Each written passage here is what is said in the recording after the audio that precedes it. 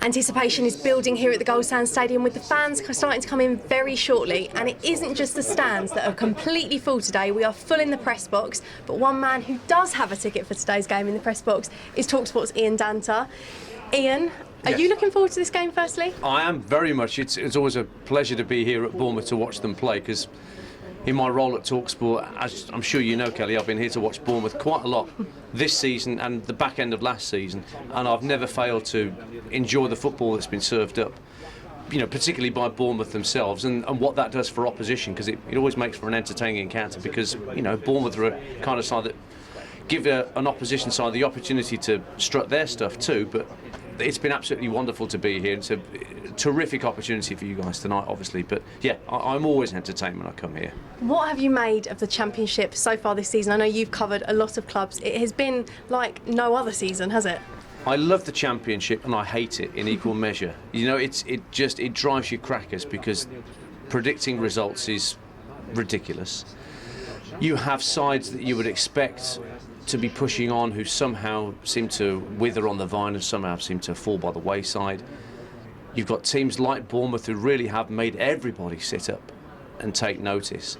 And then you've got sides like Bolton coming here tonight who I think, you know, regardless of the result, will show the integrity of the league. We've already seen in these last couple of weeks teams who purportedly have nothing to play for going into games and giving it plenty. When Birmingham came here on Easter Monday, didn't really have anything to play for, safe from relegation, went 2-0 up, as you know, but obviously Bournemouth fought back to win 4-2, and that's just one example. And Neil Lennon, as a manager, I think is exactly that type of individual who will relish the opportunity to say to his Bolton players, right, go out there and spoil the party. So it's by no means a rollover for Bournemouth, but if they get promoted, they will absolutely, utterly, 100% deserve it to have been top of the table. I think it's 117 days. Way more than anybody else.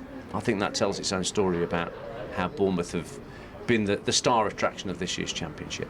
It is crazy that we still don't know, other than Watford, who will be going up, potentially Bournemouth. Who do you think the three teams will be? Do you think, you sound confident that Bournemouth will get that second spot? I think Bournemouth will get the second spot, and I'm confident they will get it tonight, if effectively, before they play Charlton on Saturday. As for the other team that goes up, well, I would have put my money on Derby a couple of months ago, but they just seem to have tailed off an awful lot. I'm not really sure what that's behind. Speculation over the manager's future there. Middlesbrough, I think, would be silly to rule out, even though they might be the ones that miss out, and sometimes that affects that team that misses out on automatic promotion. Bamford is a terrific striker. They didn't acquit themselves very well here. When they lost 3-0 here, they just didn't turn up and didn't perform the way I would have expected. Norwich as well, they've got plenty of firepower, but they're missing Gravitt, of course, Lewis, who got sent off, so that might affect them for the final game of the season. And Ipswich, under Mick McCarthy, they're grinding, aren't they? They're the grinders, and they've got a great goal scorer in Murphy. I think I would go Middlesbrough, though, to be honest, because of the strength of Bamford and the creativity of players like Tomlin and Adoma. I think I might just give the edge to Middlesbrough.